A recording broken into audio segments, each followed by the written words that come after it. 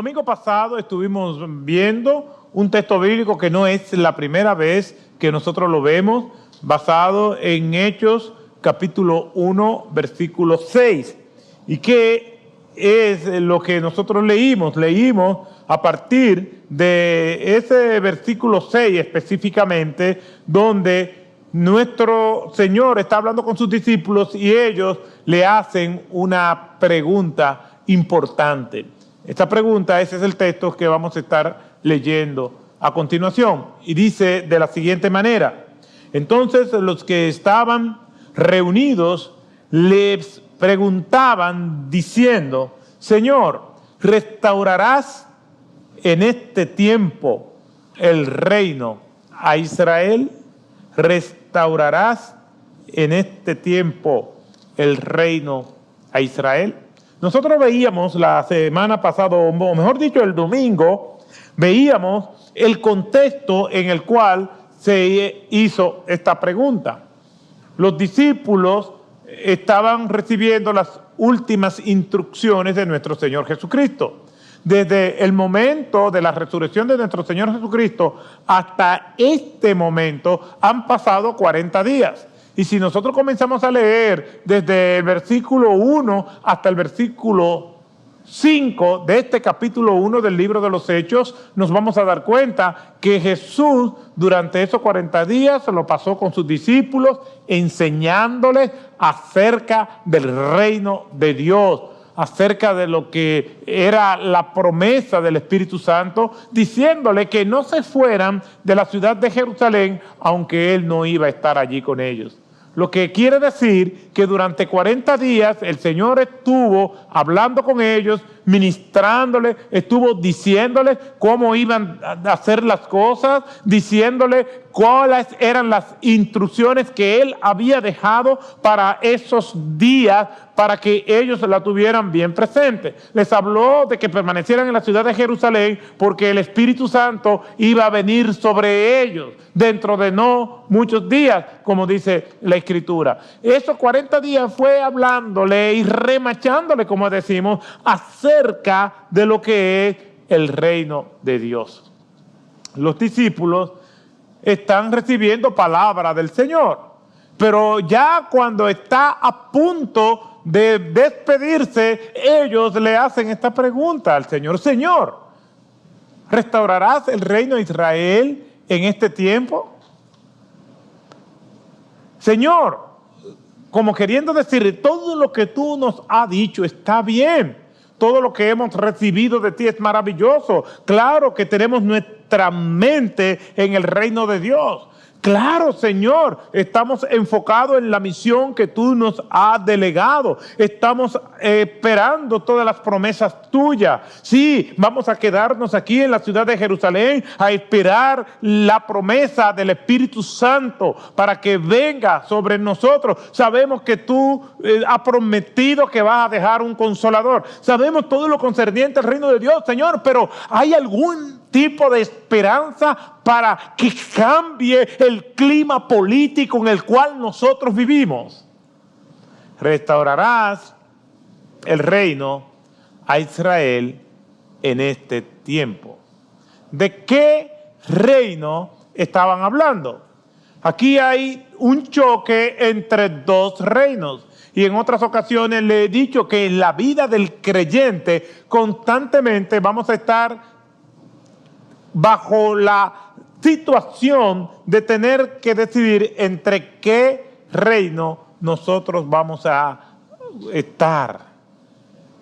Vamos a estar teniendo que decidir entre dos reyes, y lo hemos visto desde tiempos muy remotos en la historia bíblica.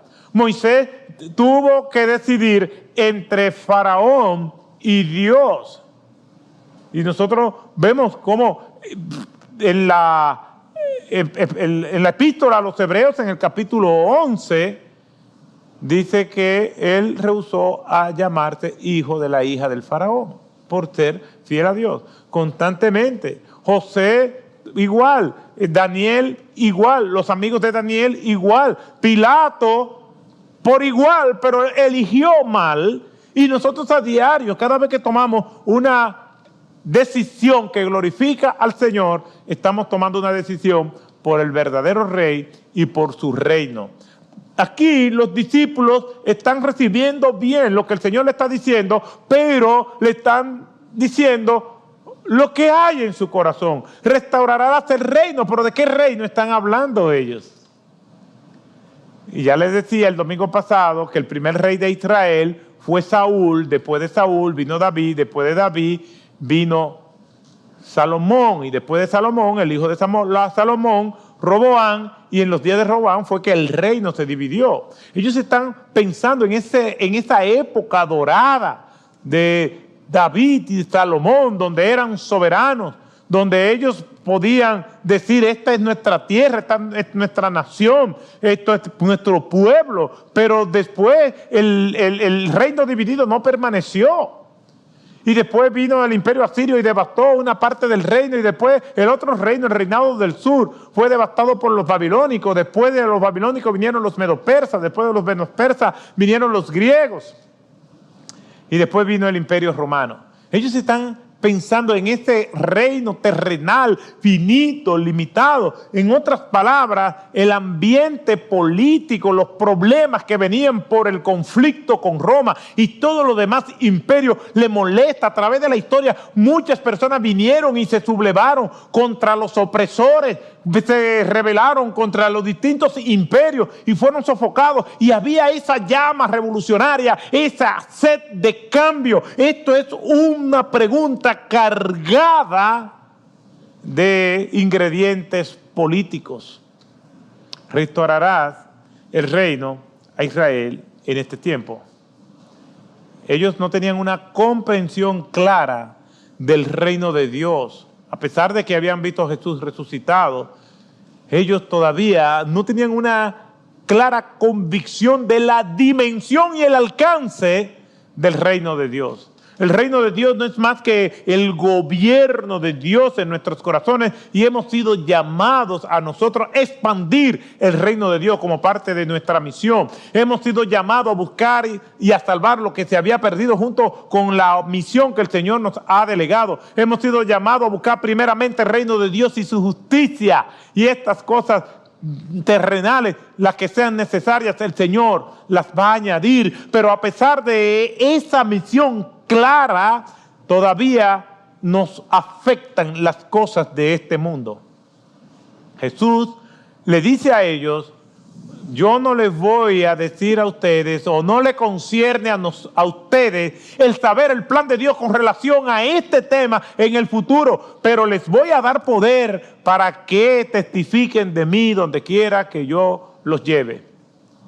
Los cristianos hoy en día nos encontramos en las mismas circunstancias que los discípulos.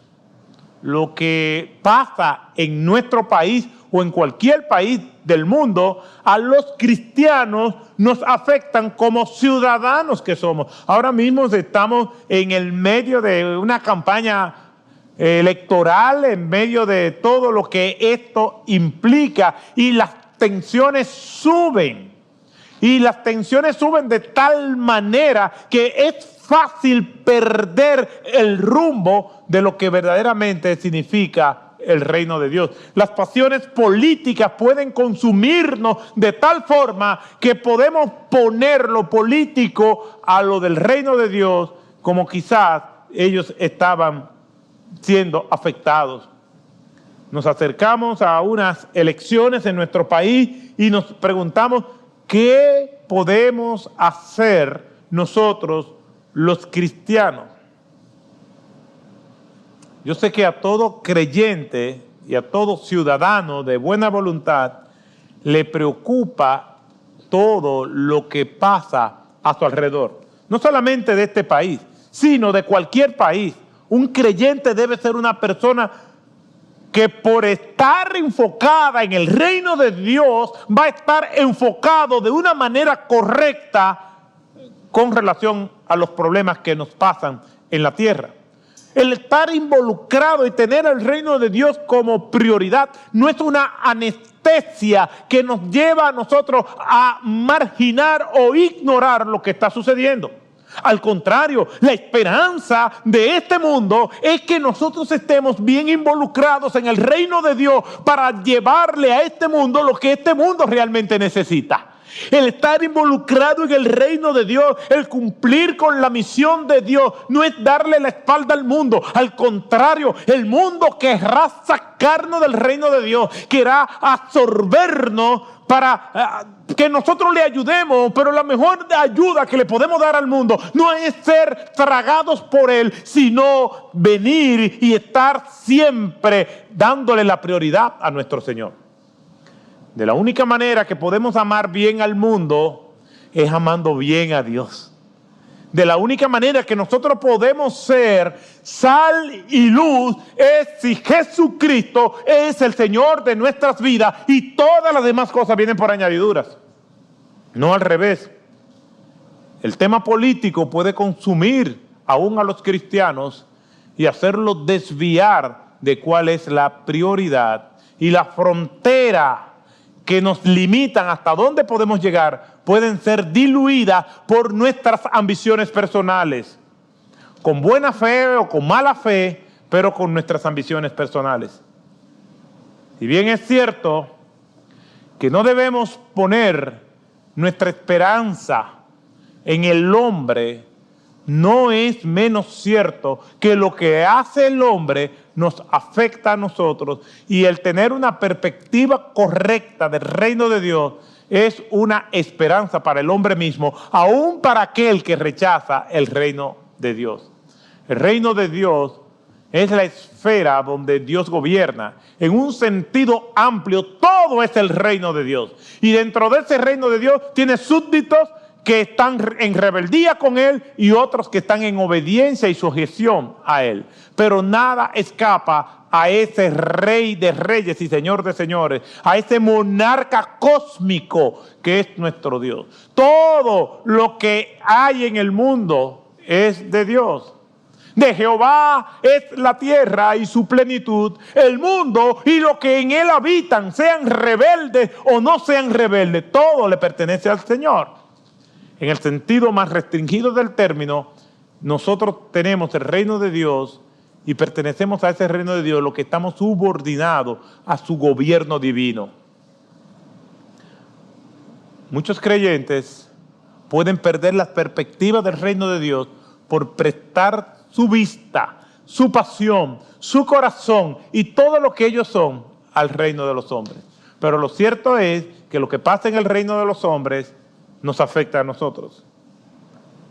Ante las situaciones que están mal y que es competencia de quienes gobiernan resolverla, nosotros también le hacemos la misma pregunta a nuestro Señor.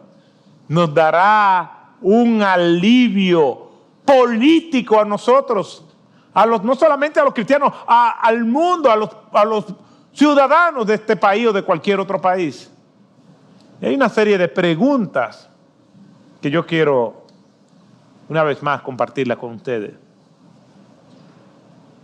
trayendo lo que pudiéramos llamar una contextualización de esa pregunta, porque cuando ellos están pidiendo la restauración del reino, lo que están pidiendo es soberanía, lo que están pidiendo es justicia, lo que están pidiendo es paz, lo que están pidiendo es prosperidad, lo que están pidiendo es seguridad. Todo eso es lo que ellos están pidiendo. Cuando nosotros hacemos la misma pregunta, lo que estamos diciéndole al Señor, con estas próximas elecciones, y yo quiero que toda esta pregunta, tú, mi amado hermano y hermana, también te la hagas. ¿Nos dará servidores públicos honestos a raíz de estas elecciones? Cuando tú vayas a votar y cuando tú estés votando, ¿tú estás votando por lo que te conviene? ¿Por lo que tú crees? ¿O tú estás votando para que el Señor sea glorificado por medio de tu voto, aunque nadie te esté viendo? ¿Nos dará servidores públicos honestos? ¿Podremos tener un respiro de ver un mundo mejor en lo que Jesucristo vuelve otra vez?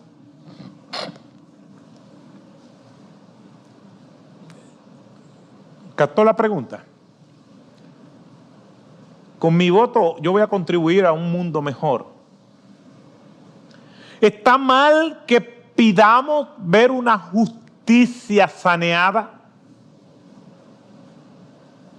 Que haya jueces honestos, serios, que la imagen de la justicia que es vendada y una balanza, realmente eso sea lo que ocurra. ¿Estamos mal si te pedimos mejores condiciones de vida? Mejor sistema educativo, mejores servicios de salud. Estamos mal porque digamos, yo no creo en la ideología de género y creo que la responsabilidad de una educación basada en principios morales, éticos, recae en padres. Y que ni aún la iglesia debe interferir en eso, sino que la iglesia es aliada de los padres, orienta a los padres. Pero somos los padres que tenemos y estamos en la primera línea de acción para educar a nuestros hijos. ¿Está mal? ¿Por qué aquellos que odian estas ideas y estos mensajes vienen y tratan de descalificarnos y descargar todo su odio, burlándose, ridiculizándonos a los que decimos, yo quiero criar a mis hijos y educarlos? ¿Está mal que yo pida eso? Que si un padre quiere educar a sus hijos en un camino que yo no estoy de acuerdo, yo no tengo por qué vulnerar la autoridad que tiene ese padre de ese hijo. Que Dios tenga misericordia de esos hijos. Pero cada padre es responsable de la educación de sus hijos. ¿Está mal yo anhelar caminar por una calle sin la aprensión de que me vayan a asaltar? ¿Está mal yo decirle a las autoridades, por favor, que tengamos un sistema de seguridad ciudadana garantizado, que las familias puedan caminar por las calles, que nuestros hijos puedan salir de las universidades y que cuando lleguen a la casa no digamos, wow, un grito de victoria, lo logramos, llegamos vivos a la casa? Y está mal que nosotros pidamos algo así, por Dios. Y año tras año es lo mismo, las mismas promesas, montados en un truck, en un camión, gritando promesas que nunca van a cumplir. Y está mal anhelar eso.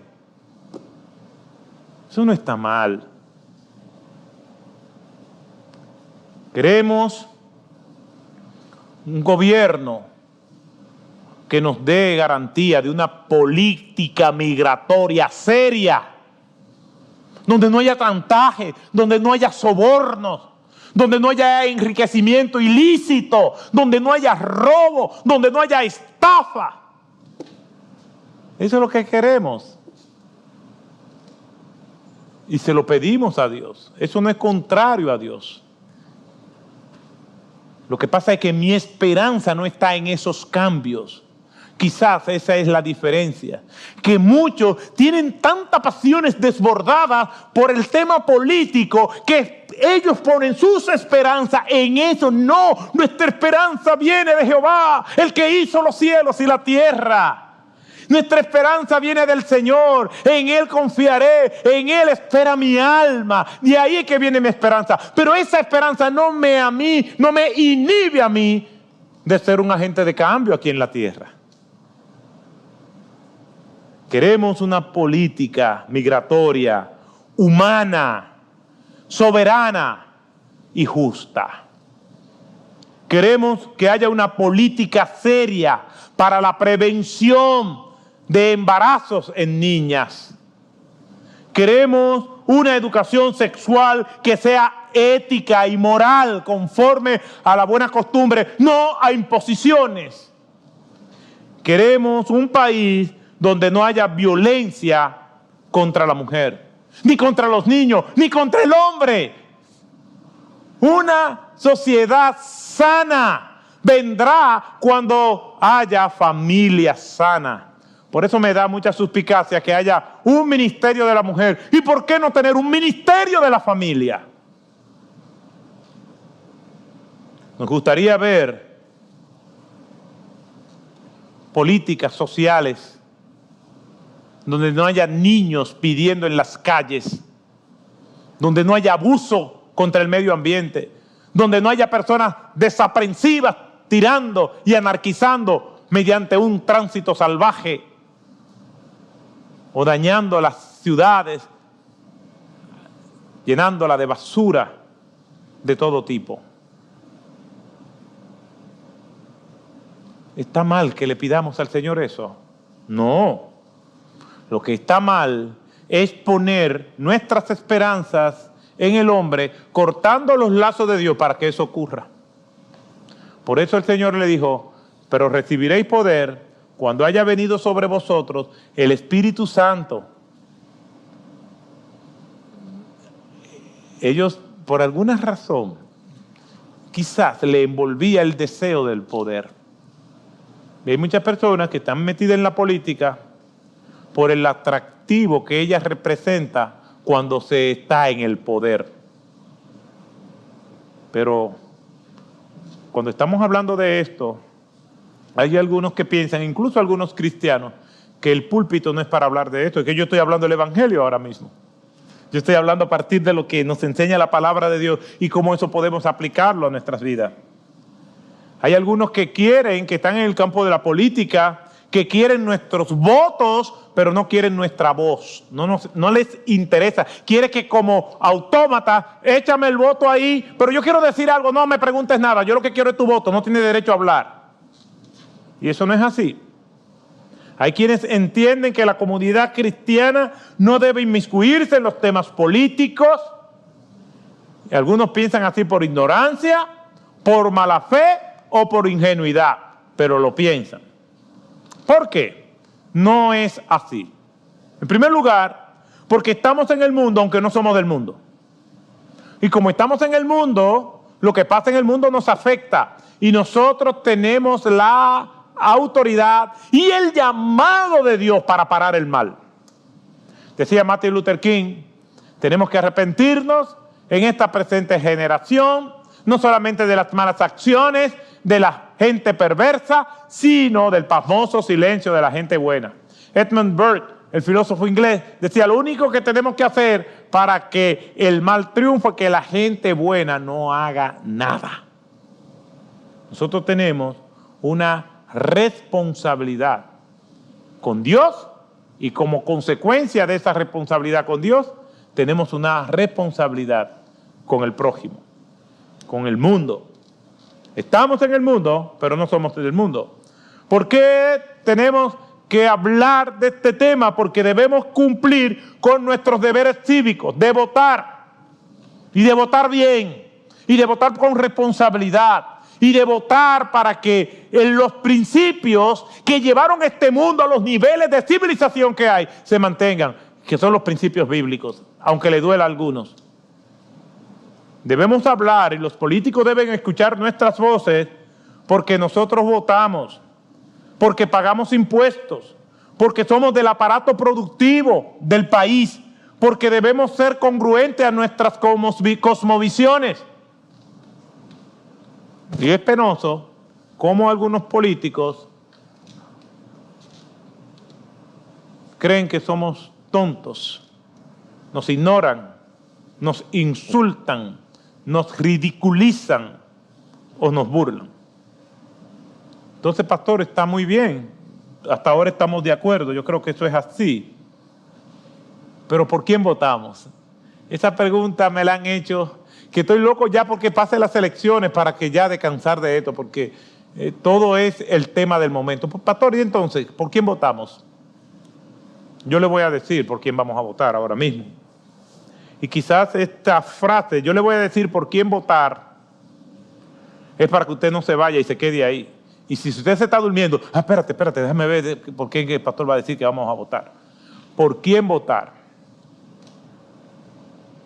Lo primero que le voy a decir, al decirle por quién deben votar, al mismo tiempo le estoy diciendo por quién no deben votar. Porque yo no puedo, bajo el mismo argumento, complacer a todos los que están en el torneo electoral. Con mi voto yo beneficio a uno y perjudico a otro. Ahora, ¿a quién yo beneficio y a quién yo perjudico?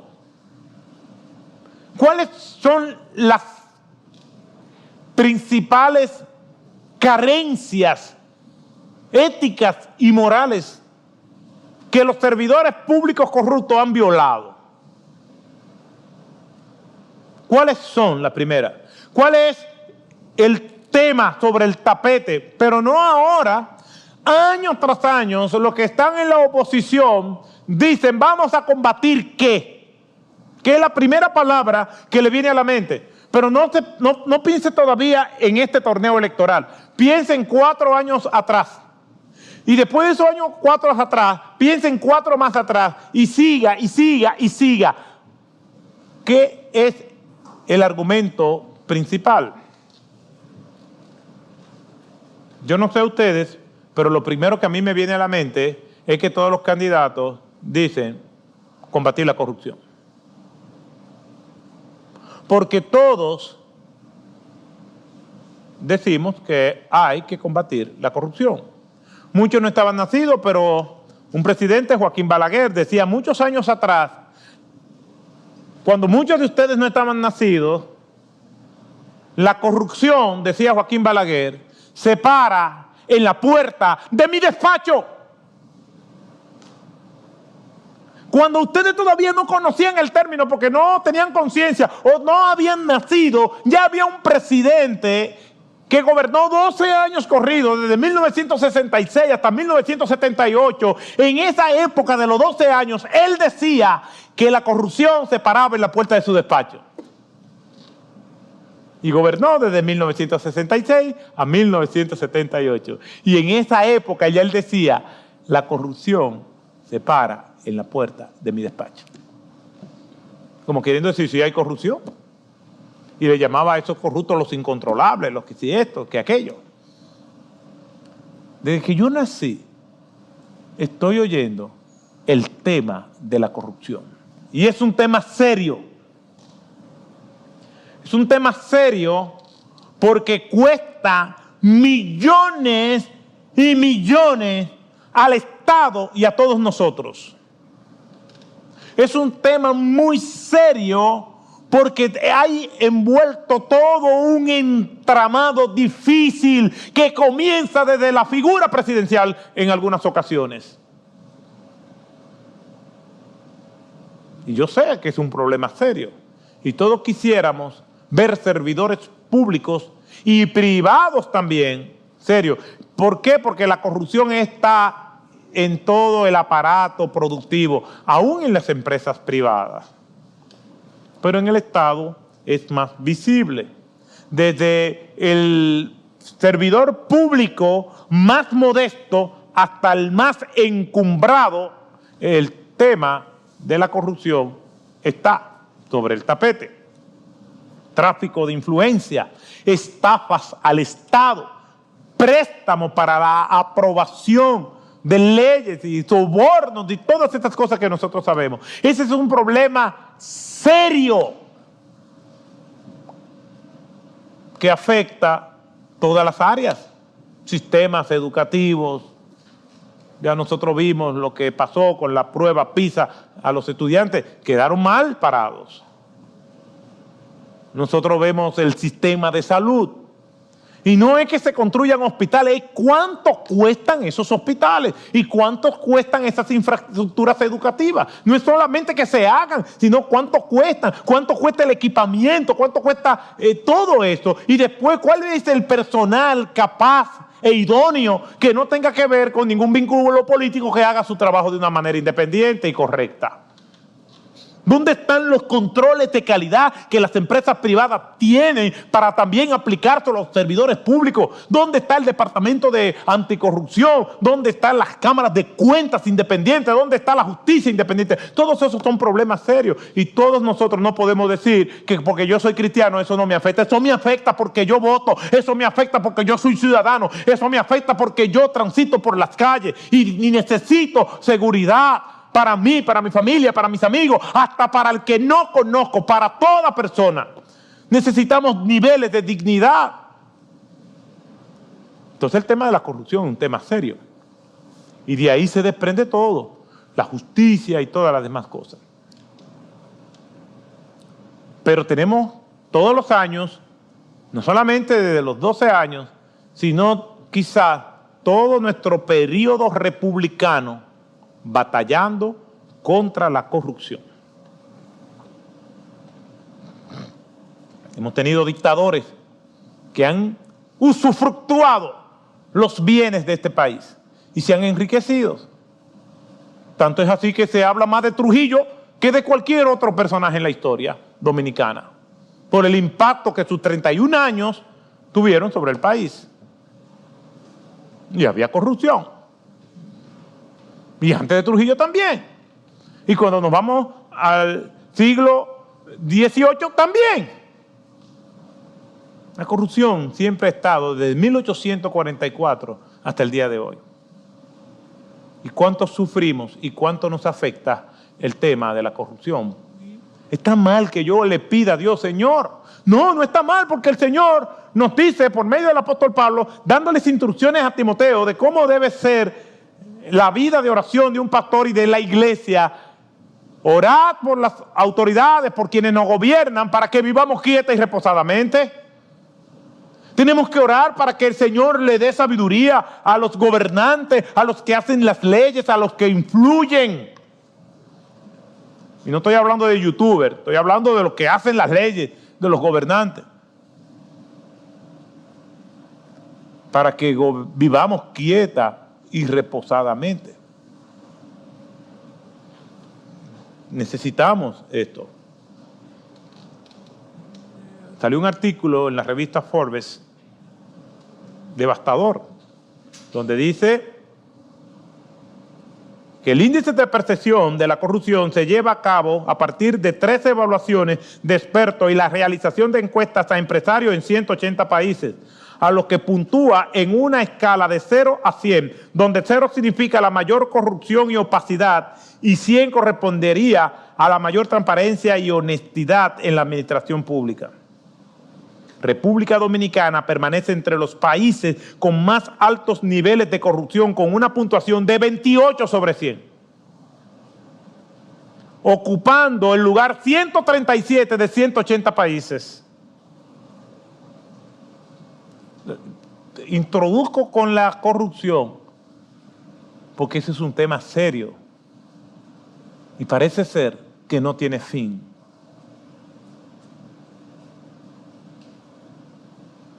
Y cada 4 años ponemos nuestras esperanzas en alguien que dice que va a acabar con la corrupción y la corrupción sigue. A ese tema de la corrupción, que es una nodriza que alimenta los demás males, entonces yo no quiero agregarle otros problemas más. Con la corrupción tengo suficientes problemas para vivir preocupado por mi país. Yo no necesito otros problemas, con ese es suficiente. Desde que nací estoy viendo esto. ¿Cómo quiere succionarnos? ¿Cómo uno va a tratar de hacer un papeleo normal en cualquier establecimiento o servicio del Estado? Y tú ves cómo te ponen trabas para que tú tengas que dar dinero. Porque cuando la cúpula se corrompe, todo lo demás se corrompe. Sin hablar de la delincuencia y cómo muchas veces los que están llamados al orden público están también involucrados en actos dolosos, no importando la buena voluntad que tenga un jefe policial. Y también la justicia, vemos la justicia cómo está, las noticias nos dicen cómo los encargados de hacer valer la justicia se corrompen muchas veces. Entonces el tema de la corrupción es un mal que nos carga, que nos encorva, que nos hace tropezar. A ese mal tan serio, tan grave, tan fatal y atroz, yo no quiero agregarle otros males. Con eso es suficiente. Por eso, cuando usted vaya a votar, no vote por ningún candidato que a este mal centenario nos vaya a agregar el mal del irrespeto a la vida y el mal de violentar o cambiar los modelos familiares que nosotros tenemos. El modelo familiar que nosotros tenemos que cambiar es el modelo familiar de la violencia, del machismo, del feminismo, y vamos a establecer el modelo bíblico. Por ese modelo sí es que nosotros tenemos que cambiar, pero no a otro emergente.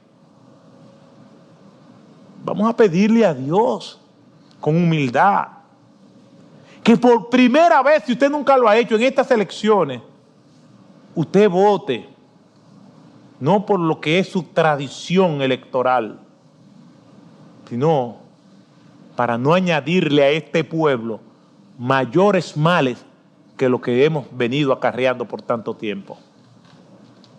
Para no venir a este pueblo y arruinarnos más de lo que estamos arruinados.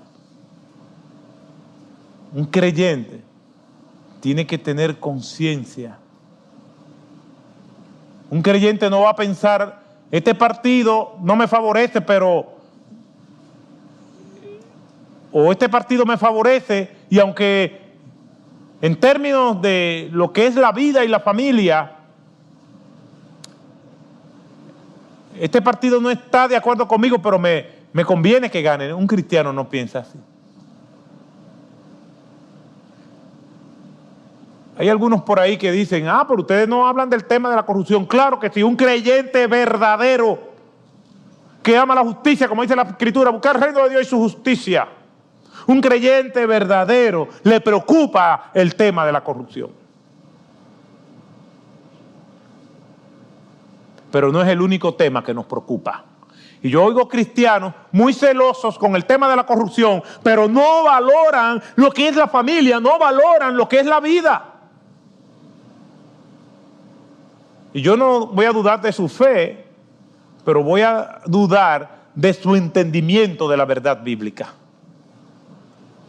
Porque en una escala de prioridad, la vida es primero.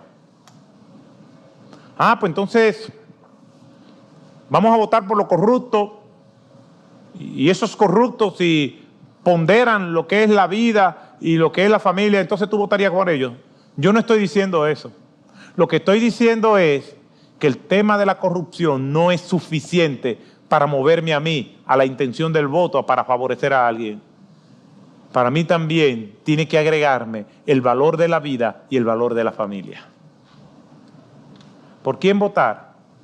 Debe orar para que el Señor nos guíe y nos dé sabiduría y entendimiento.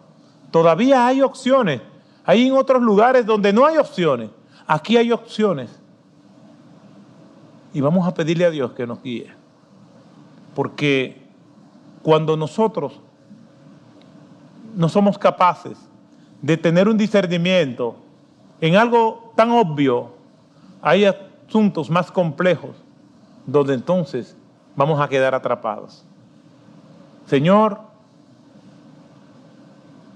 ¿restaurarás el reino a Israel en este tiempo? Indica que los discípulos estaban preocupados por males y ante la partida de nuestro Señor Jesucristo les preocupó, o simplemente veían como una oportunidad de ellos tener el poder humano, terrenal. Es posible. Pero Jesús, que sabe regañar y reprender, les dijo, el poder que ustedes necesitan es para predicar el Evangelio. Y ese mismo poder lo tenemos nosotros.